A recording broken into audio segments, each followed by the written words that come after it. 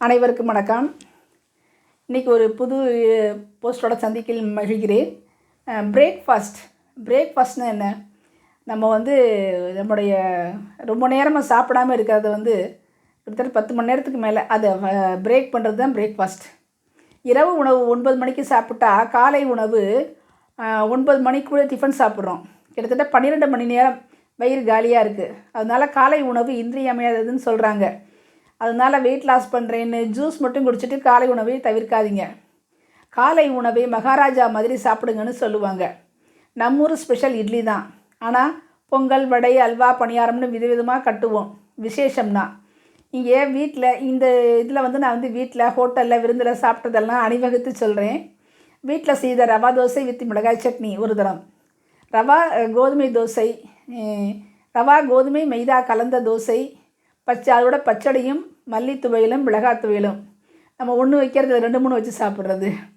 சுட சுட இட்லியும் புதினா சட்னியும். இது பசியை தூண்டும். ஆப்பம் நல்லது, வயிற்றுப்புண் வாய்ப்புண்ணை ஆற்றும். முறுக்கு தோசை ஆயிடுச்சு. வெங்காய கோசும் பச்சை மிளகாய் கொத்தமல்லி போட்ட சட்னியும், பச்சை மிளகாய் கொத்தமல்லி போட்டு அரைச்ச சட்னியும். அடுத்து பூரி மசால். அமீரகம் சென்றிருந்த போது தம்பி மக்களுடன் சாப்பிட்ட குப்பூஸ் ஹலுவா. ஹலுவான்றது வெள்ளை எள்ளு ஸ்வீட்டு. துபாய் ஏர்போர்ட்டில் மசால் தோசையும் சாம்பார் தேங்காய் சட்னியும் ஒரு முறை சாப்பிட்டோம், நன்றாக இருந்தது. கோவை ஆர்எஸ்புரம் அன்னபூர்ணாவில் சீஸ் ஆப்பம், குருமா, தேங்காய்பால் ரொம்ப சூப்பர். அதே மாதிரி சென்னை பிகேஆரில் சாம்பார் வடை, இடியாப்பம் சட்னிகள், தர்பூஸ் ஜூஸ் எல்லாத்தையும் காலம்புற பிரேக்ஃபாஸ்ட்டில் பிகேஆரில் தங்கியிருந்த போது சாப்பிட்டது. சரவணபவனில் பலகாரம் சாப்பிட்டோம்.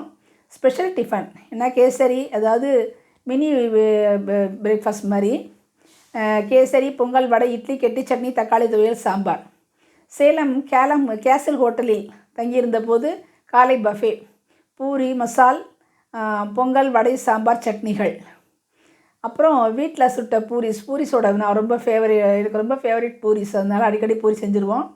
சேலம் கேசல் ஹோட்டலில் bread butter omelette, cornflakes, fruit juice. இது ஒரு நாள் சாப்பிட்டோம், 2-3 நாள் தங்கியிருந்ததால். அதுமாதிரி ஆர்பியில் பிரெட் ஆம்லெட், காஃபி. அதே மாதிரி ஆர்பியில் bread butter jam omelette, cornflakes, வாழைப்பழம், பழங்கள், ஜூஸு. இங்கே கேட்டால் உடனடியாக தோசையும் ஆம்லெட்டும் உடனடியாக போட்டு தருவாங்க, ரொம்ப நல்லாயிருக்கும். அதே மாதிரி கோவை ஆர்வியில் நல்லாவே இருக்கும் டிஃபன். இட்லி, தோசை, வடை, பொங்கல், உப்புமா, சட்னிகள், சாம்பார், பொடி எண்ணெய், ஜூஸ் எல்லாமே நல்லாயிருக்கும் இங்கே. அதுமாதிரி மதுரை டியூக்கில் இட்லி, வடை, பொங்கல், பூரி, சட்னிஸ், மசால், சாம்பார் எல்லாமே நல்லாயிருக்கும். அதுமாதிரி கோவாவில் தங்கியிருந்த போது ஃபிடால்கோன்னு ஒரு ஹோட்டலில் போய் சாப்பிட்டோம்.